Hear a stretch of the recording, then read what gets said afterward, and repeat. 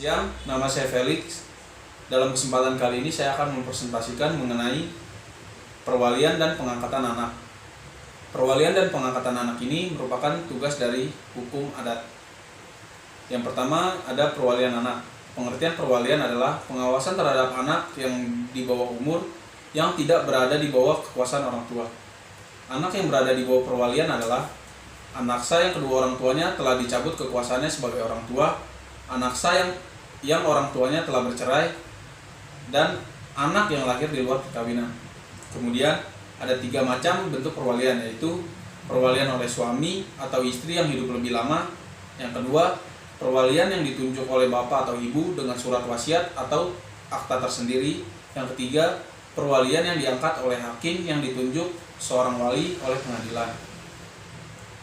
Kemudian mulanya perwalian dalam pasal 331A KUH Perdata disebutkan, jika seorang wali diangkat oleh hakim, dimulai dari saat pengangkatan ia hadir dalam pengangkatan itu. Jadi orang yang ingin menjadi wali dapat dinyatakan mulanya perwalian itu apabila ia hadir dalam pengangkatan itu. Bila ia tidak hadir, maka perwalian itu dimulai saat pengangkatan itu diberitahukan kepadanya. Kemudian jika seorang wali diangkat oleh salah satu orang tua, dimulai dari orang tua itu meninggal dunia atau sesudah wali itu dinyatakan menerima pengangkatan itu. Kemudian berakhirnya perwalian menurut pasal 53 Undang-Undang Nomor 1 Tahun 1974 menyebutkan wali dapat dicabut kekuasaannya. Nah, dalam hal ini berakhirnya perwalian dapat disebabkan oleh hal-hal berikut, yakni wali sangat melalaikan kewajibannya terhadap anak perwalian tersebut dan wali berkelakuan buruk sebagai walinya. Kemudian ada pengangkatan anak.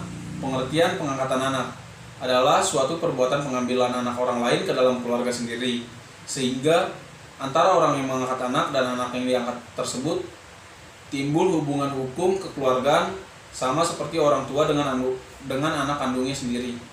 Kemudian alasan pengangkatan anak menurut hukum adat pada umumnya, yakni yang pertama tidak mempunyai anak. Dalam hal ini biasanya orang-orang yang telah lama berumah tangga namun tak kunjung atau belum mempunyai anak, sehingga ia melakukan pengangkatan anak. Kemudian alasan yang kedua, belas kasihan terhadap anak-anak disebabkan oleh orang tua dari si anak itu tak mampu memberi nafkah. Kemudian yang ketiga, hanya mempunyai anak laki-laki atau hanya mempunyai anak perempuan. Hal ini merupakan alasan yang logis karena pada umumnya orang ingin mempunyai anak laki-laki dan mempunyai anak perempuan. Kemudian pengangkatan anak berdasarkan adat kebiasaan setempat ini dapat dimohonkan penetapan pengadilan pasal 9 ayat 2 Peraturan Pemerintah Nomor 54 Tahun 2007. Pelaksanaan pengangkatan anak menurut hukum adat dapat dikategorikan menjadi 2 bentuk, yaitu secara umum dan secara khusus. Yang pertama secara umum. Secara umum terang dan tunai, tidak terang dan tidak tunai. Yang pertama terang. Pelaksanaan pengangkatan anak dengan disaksikan oleh kepala desa. Kemudian yang kedua tunai. Pelaksanaan pengangkatan anak dengan suatu pembayaran berupa benda-benda magis sebagai gantinya. Kemudian terang dan tunai. Pelaksanaan dilaksanakan dengan adanya kesaksian dan pembayaran. Kemudian tidak terang dan tidak tunai. Pelaksanaan pengangkatan anak yang dilakukan tanpa kesaksian dan pembayaran.